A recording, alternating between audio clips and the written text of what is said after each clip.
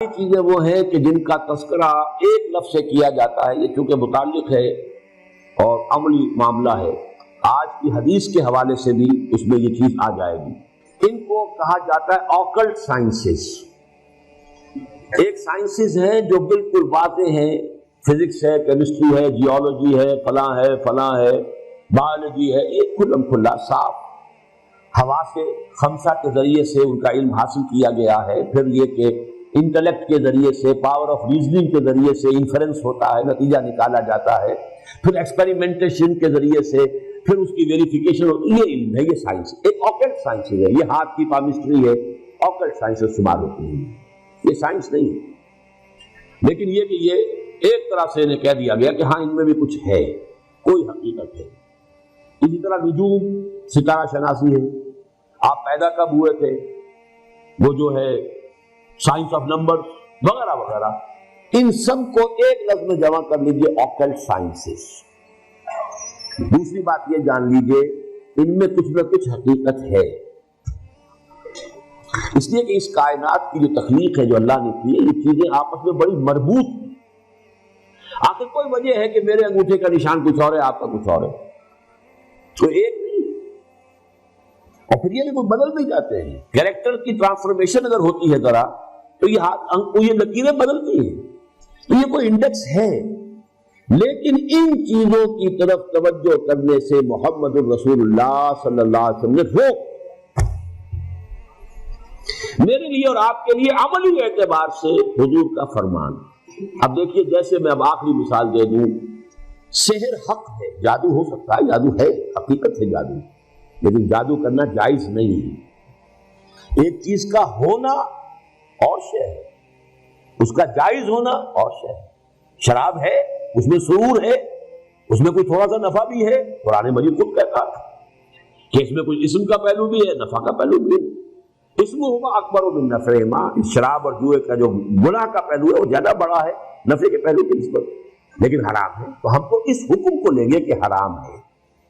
اسی طرح جادو حق ہے لیکن حرام ہے۔ اسی طرح یہ چیزیں ان میں کچھ نہ کچھ حقیقت ہے، لیکن حضور نے فرمایا، یہ حدیث اب سن لیجئے، جس شخص نے نجومی کی کہی ہوئی بات کو مان لیا، حق سمجھا، اس نے اس شے کی نفی کی جو میں لے کر آیا ہوں۔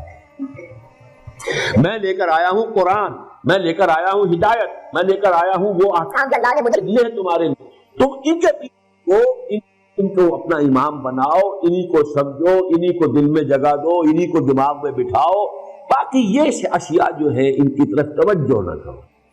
ورنہ ہمیں معلوم ہے قرآن مجید میں ہے، حضرت سلیمان کے ایک وزیر نے وہ کارنامہ کر دیا تھا کہ نہیں، ملکہ سبا کا تخت کہاں سے کہاں پہنچایا، کشمیر زدن میں، جبکہ عفریت من الجن نے بھی کہا تھا کہ جب تک یہ آج کا آپ کا یہ جو ہے برخاست نہیں ہوتا دربار، اس وقت تک تو میں لا سکتا ہوں، میں وہ ملکہ سبا کا بلقیس کا تخت لے آؤں گا اس سے پہلے کہ آج دربار برخاست ہو۔ لیکن جو ایک صاحب کتاب کا علم کو تھا، کوئی علم، کون سا علم تھا وہ علم قرآن کا حدیث کا تو نہیں، کوئی اور علم تھا، لیکن اس نے کیا کیا، من قبل ان یرتد الیک، اس سے پہلے کہ آپ کی نگاہ جو ہے واپس آئے، میں لا دیتا ہوں اور سامنے موجود تھا وہ۔ لیکن کیا یہ علم حضور نے ہمیں سکھایا؟ کیا صحابہ کو سکھایا؟ کیا ابو بکر کو یہ معجزے سکھائے؟ کیا حضرت عمر کو سکھائے؟ وہاں تو یہ کہا بھائی اللہ کی راہ میں جاؤ، جنگ کرو، محنتیں کرو، جد و جہد کرو، کوشش کرو، اسی عالم واقعات کے مطابق جد و جہد کر کے کام کرنا ہے، یہ چیزیں نہیں سکھائی۔ تو انہی کے کھاتے میں رکھ لیجئے ان تمام چیزوں کو کہ یہ چیزیں بالکل حقیقت سے خالی نہیں ہیں، ان کے اندر کچھ حقیقت ہے۔